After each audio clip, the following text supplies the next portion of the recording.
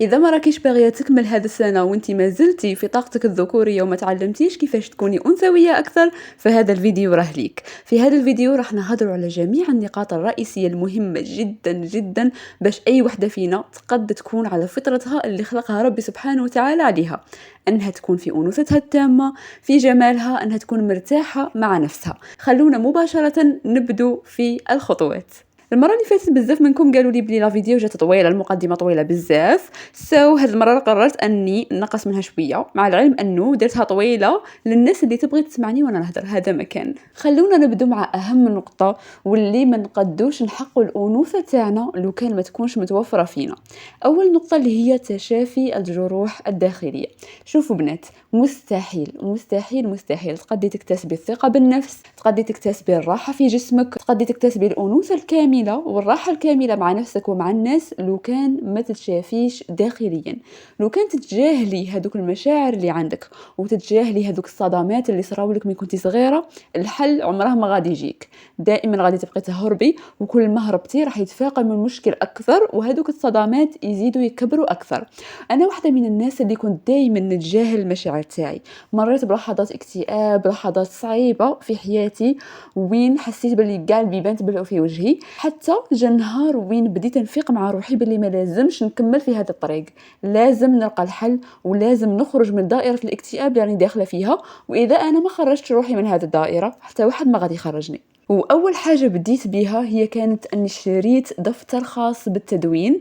على بالي كاين بزاف منكم عندهم مشكل مع شراء دفتر يخافوا يقروه لهم دارهم، ولا صراحه كنت نخبيه كما تقولوا نخبيه في بلاصه ما كانش اللي يعرفها. وتاني كنت محلفتهم في الدار انهم ما يفتحوش اشيائي الخاصه، على بها كنت متيقنه انهم ما غاديش يفتحوا لي اشيائي الخاصه، كنت دايره فيهم الثقه.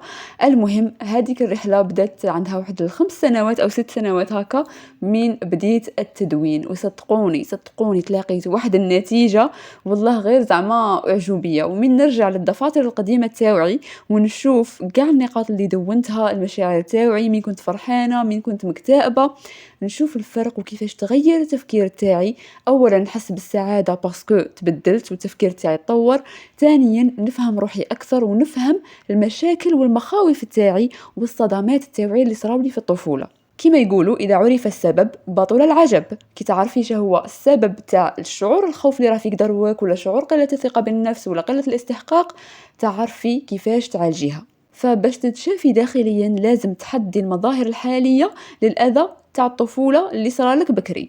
اي حاجه راهي تصرالك دروك، ظاهره راهي تصرالك دروك، خوف من الهجر، خوف من تكوين صداقات، خوف من العلاقات، تعلق بالرجل اللي تكوني معاه، اكتئاب بعد مغادره هذاك الرجل، اي شعور من هذه المشاعر حاولي تتفكري في الطفوله تاعك شنو هما المواقف اللي حسيتي فيهم بالهجر، حسيتي فيهم بالتخلي، حسيتي فيهم بالنقص اللي راه ينعكس عليك دروك.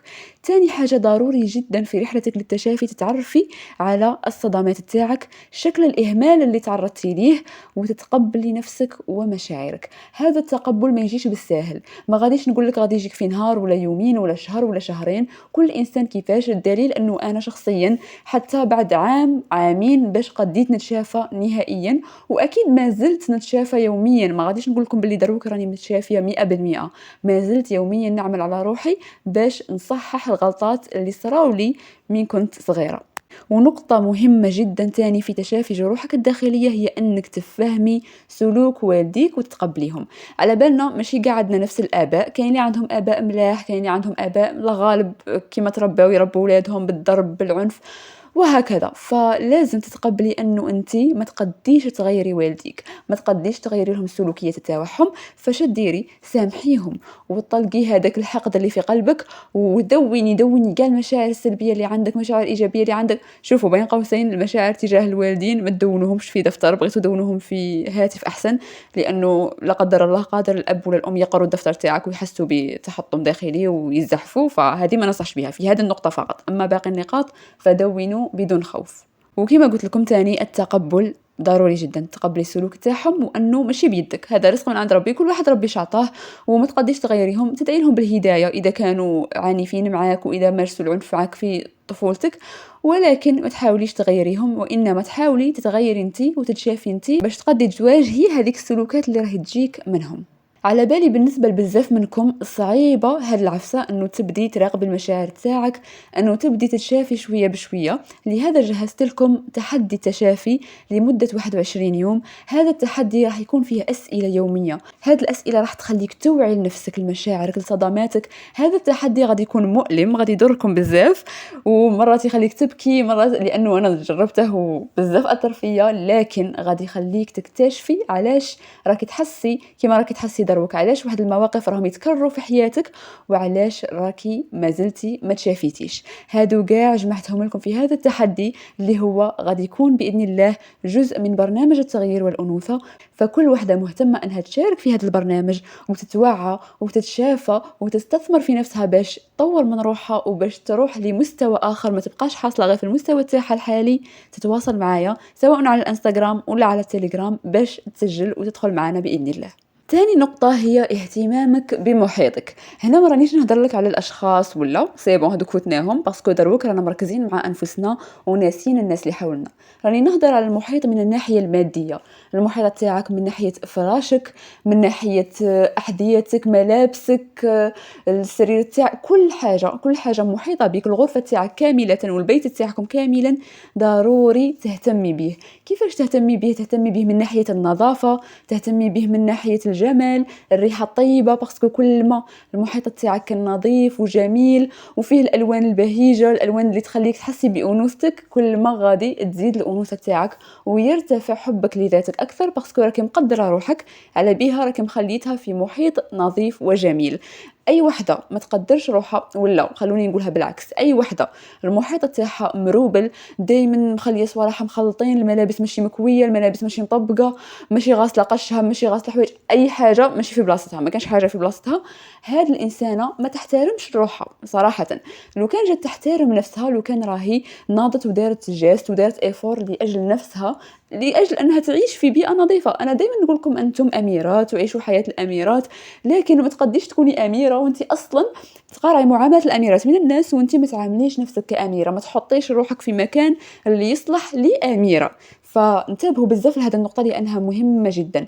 لاحظت في نفسي انا وما على باليش اذا انتم تاني، انه كل ما تكون الشومره تاعي مروبله ومخلطه، نفسيتي تكون سي با نورمال، ما تكونش مليحه كاع. حتى نوض نريقل اموري بشويه بشويه وندير بودكاست في ودني ونبدا نسمع باش تنظم افكاري وتترتب افكاري، ونحس باللي سي بون وصلت للاتزان ووصلت للانوثه المتوازنه تاعي. وهنا خلوني نسطر لكم على واحده النقطه بالك تكون بديهيه جدا لواحد البنات، بالك تكون جديده لواحد البنات وتبان لهم تاني غريبه في نفس الوقت، اللي هي واحد العادات تاع النظافه لازم تدخل في حياتنا نحن كبنات.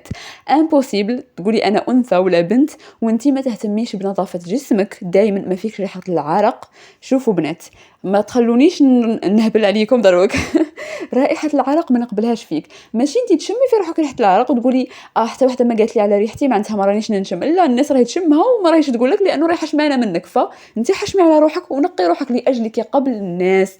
انا نكره وشغل يغيظوني او ميم طون نتنرفى من هذوك البنات اللي يفوتوا عليا ورائحه العرق فيهم. اكيد راكي شامه هذيك الريحه فيك، روحي نظفي روحك.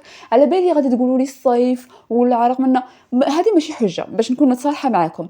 كاع فينا رائحه العرق وماناش كاع هكا ولدنا برائحه زكيه، بصح هذا ما يعنيش انه يوميا ديري دوش خفيف، يوميا تغسلي الاماكن اللي يعرقوا عندك وديري ريحه، يوميا تنظفي هذيك البلاصه وتخلي روحك نظيفه وانيقه باش هكا انت تكوني مرتاحه مع نفسك والناس مرتاحه معك. صاي حاجه واحده اخرى تاني اللي هي مثلا تغيير وسادتك، تغيير الغلاف تاع الوساده كل 3 ايام ولا كل اسبوع على الاكثر. هذه نقطه على بالي بلي تهملوها ومن بعد تقولوا لي علاه بشرتي دايره هاك وعلى شعري داير هاك وانتي المخده تاعك ما تبدليهاش من شهر لشهر. صاي هذه نقطه ما لازمش نهضر عليها مجددا، هذه المره راني نقولها لكم باسكو شفت بزاف ما يديروهاش وانا تاني ما كنتش نديرها زعما، حتى تعلمت وبغيت روحي اكثر وليت نقدرها. هذه هي الحاجه اللي راني باغيتكم توصلوا لها، انه تحترموا ذواتكم لدرجه كل حاجه تكون في بلاصتها وتكون مريقله، ماشي تبغي الخير غير للناس وانتيا ما تبغيش الخير لروحك. هذه كاع ما كاش منها.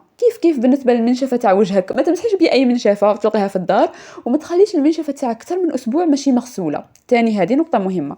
تفاصيل واحدة أخرى اللي تبان لك بسيطة لكن مهمة جدا، اللي هي مثلا لما تبغي تخرجي أنك تنظفي الحذاء تاعك، خاصة إذا كان أبيض نظفيه وخليه يلمع. أصلا أنت ثقتك بنفسك تزيد لما تكون ملابسك اللي تخرجي بها مكوية وجميلة، ولما يكون حذائك نظيف، ملابسك كاع نظيفة، إنسان اللي يشوفك أنيقة وأنثى بمعنى الكلمة، ما يشوفش إنسانة مهرولة ما عندهاش معالم الأنوثة. ما عندنا ما نديرو بأنثى غير في الصوت، تهدر بهدوء وصوت تاعها شباب، ولكن الشكل تاعها ما تهتمش به، ما تهتمش بالمظهر الخارجي، ما تعتنيش بنظافة الجسد تاعها. هذه ما عندنا ما نديرو بها، خداع للنفس مباشرة، كي شغل راكي تخدعي في روحك على جال إرضاء الناس. نقطة واحدة أخرى مهمة اللي هي ساعة الشحن، أنا نقولها اللي هي الساعة اليومية اللي ديريها لروحك باش تشحني فيها طاقتك، باش تعاودي تريحي. مثلا كنتي في يوم عمل طويل، ولا كنتي في الدار قاع نهار وانتي في الشقة تاع الدار، ولا كنتي تقري من الصباح للعشية، لازم تديري هذيك الساعة اللي تخلي فيها نفسك ترتاح، تديري فيها الحاجة اللي تريحك،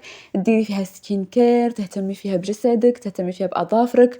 ما على باليش انايا تتفرجي حاجه اللي تبغيها، تتفرجي حاجه مفيده، تتعلمي حاجه خاطي القرايه تاعك ولا العمل تاعك، تتعلمي حاجه اللي تبغي تتعلميها، مثلا كيما هاد المواضيع، هاد لي بودكاست، تزيدي تتثقفي اكثر وتتحفزي اكثر. ما تقولي ليش ما عنديش الوقت وما عنديش ساعه. كي تقولي لي ما عنديش الوقت، معناتها راكي تقولي لي بلي انا، يعني انت ما تستاهليش ساعه من يومك تقضيها مع روحك باش ترتاح. قادر هذيك الساعه تطلع لك المورال لواحد الدرجه ما تتصوريهاش، وموراها تولي انتاجيه لدرجه كبيره. هذيك الساعه ما تتخليش عليها مهما يحصل. وتاني في مره في الاسبوع ديري حاجه مميزه كيف تشحن لك طاقتك، ومثلا تشري ورده لروحك، تخرجي تحوسي، ما على باليش انا ترقدي رقده اسطوريه. اي حاجه كل انسان والحاجه اللي يبغي يديرها تختلف من انسان لاخر، تختلف كل انسان والطاقه تاعه كيفاش يشحنها. فهذا الساعه وهذه المره في الاسبوع ما تحرميش نفسك منها. كل ما حرمتي نفسك منها، خاصه الامهات، ما تضغطوش رواحكم وتنسوا انه نفسكم عندها حق عليكم تاني. بالنسبة للبنات المتزوجات ولا المقبلات على الزواج، لازم وضروري تتعلمي كيفاش تمشي المشية الأنثوية. ما تتمشيش ويديك هكاك شغل يروحوا ويجوا للقدام، ويديك يتحركوا بعشوائية. لازم تتمشي بكل ثقة وجسمك مستقيم، جسمك متناسق، وتتحكمي في جسمك لما تكوني تمشي، ماشي تتمشي وانتي مرخية. تعرفي كل جزء من جسمك كيفاش راه يتمشى وتحسي به. هذه الأمور ديروها في البيت وفقط لأنها مثيرة جدا، يعني لما تكوني مع الزوج تمشي بخطوات واثقة، رجل بعد رجل، وتحركي الخصر تاعك بطريقة مثيرة. هذه حاجة تزيد من الأنوثة تاعك بطريقة ما تتصوريهاش، والإغراء تاني يزيد بطريقة ما تتصوريهاش. شيء آخر تاني مميز في البنت اللي هو صوتها والغنش تاعها والدلال تاعها في البيت. كيف هذو يستعملوا فقط مع الزوج ليس إلا. صوت الأنثوي عنده واحد القوة بنات ما نقدش نوصفها لكم. ما تحقروش الصوت تاعكم، تدربي على انه تخرجي الصوت الانثوي اللي عندك. كل وحده فينا عندها صوت انثوي. انا الان كي راني نهضر معكم ما رانيش نهضر معكم بصوتي الانثوي، راني نهضر معكم بصوتي العادي اللي نهضر به مع كاع الناس، لكن صوتي الانثوي نستعمله في مناسبات خاصه مع ناس خاصين وفقط، لانه هذاك صوت مميز، صوت تكون فيه الحنية، الرقة، الدلع، البطء والهدوء.